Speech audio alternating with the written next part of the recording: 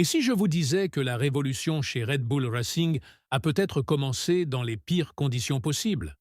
Que le nouveau chef de l'équipe vient d'admettre publiquement que la voiture actuelle est un véritable cauchemar à piloter?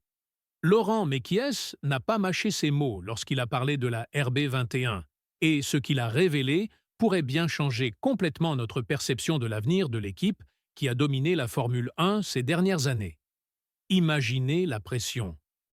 Laurent Mekies, ingénieur français de 48 ans, vient de prendre les rênes de Red Bull Racing à la place de Christian Horner, limogé immédiatement après le Grand Prix de Grande-Bretagne. 20 ans d'histoire, 4 titres consécutifs de constructeur, et maintenant, tout repose entre les mains d'un homme qui doit ressusciter une équipe en chute libre.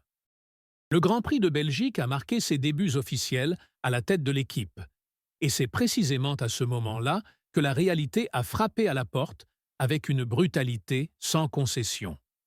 Pour comprendre l'ampleur du défi qui attend Mekies, il faut remonter un peu dans le temps.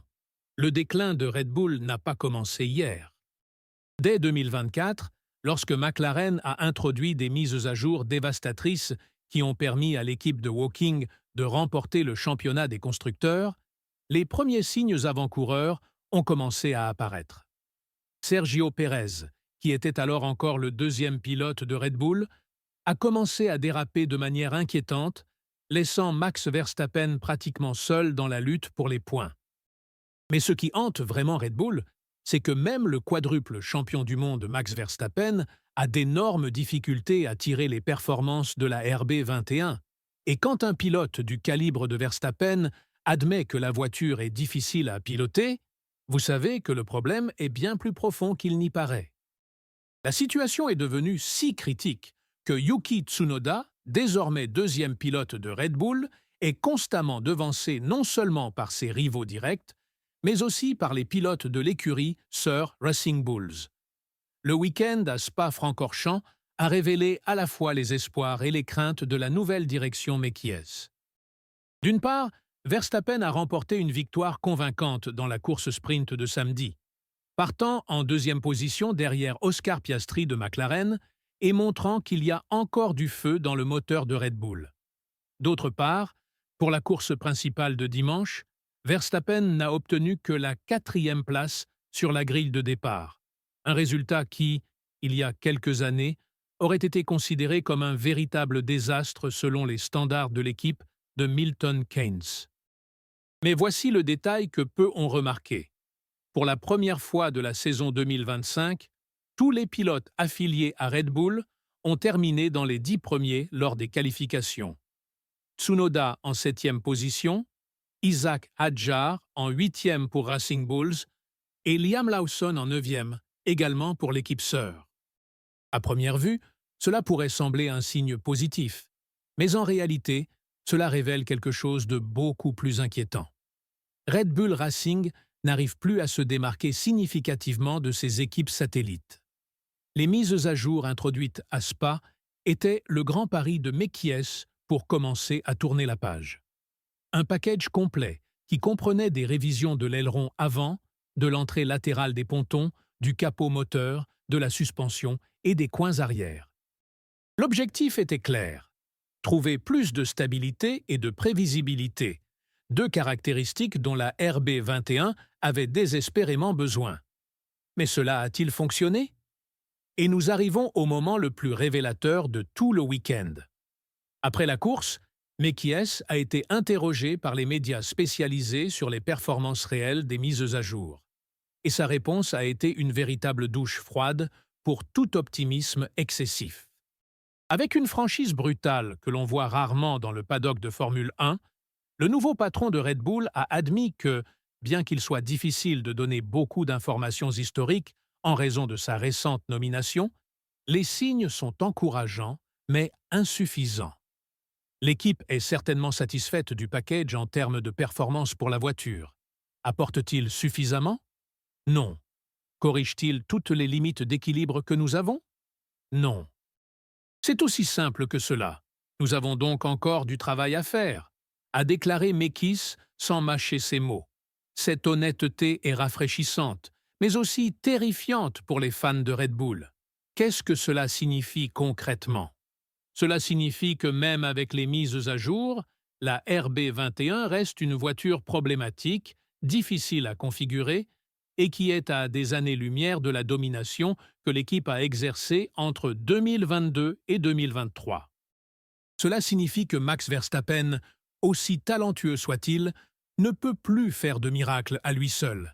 Et cela signifie que la McLaren de Lando Norris et Oscar Piastri, la Ferrari de Charles Leclerc et Lewis Hamilton, et même la Mercedes de George Russell et Andrea Kimi Antonelli sont désormais à un niveau technique très proche, voire supérieur, à celui de Red Bull.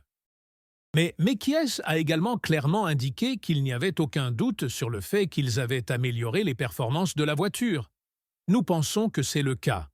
Évidemment, nous ne pouvons ignorer le fait que McLaren avait également un bon package ce week-end. C'est donc la course habituelle au développement entre toutes les équipes. Cette déclaration révèle une réalité à laquelle Red Bull n'avait pas été confronté depuis des années. Ils ne sont plus les seuls capables de développer une voiture de manière constante. La situation est d'autant plus dramatique que la saison 2026, qui apportera des changements réglementaires importants en Formule 1, n'est plus que dans quelques mois. Si Red Bull ne parvient pas à résoudre rapidement les problèmes fondamentaux de la RB21, elle pourrait entrer dans le nouveau cycle réglementaire avec un désavantage, ce qui était impensable il y a quelques années. La pression sur Mekies est énorme. Il doit non seulement résoudre les problèmes techniques immédiats, mais aussi reconstruire la confiance d'une équipe habituée à gagner. Max Verstappen, même s'il est quadruple champion du monde, sait que son 5e titre consécutif est loin d'être garanti.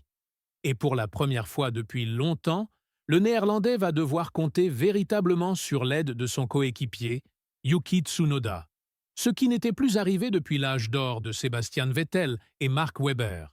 Le plus ironique dans toute cette situation, c'est que l'honnêteté brutale de Mekies pourrait bien être exactement ce dont Red Bull a besoin. Après des années de déclarations optimistes et de promesses non tenues, avoir un patron qui admet ouvertement les problèmes et s'efforce de les résoudre pourrait être le premier pas vers la reprise. Mais le temps est-il suffisant?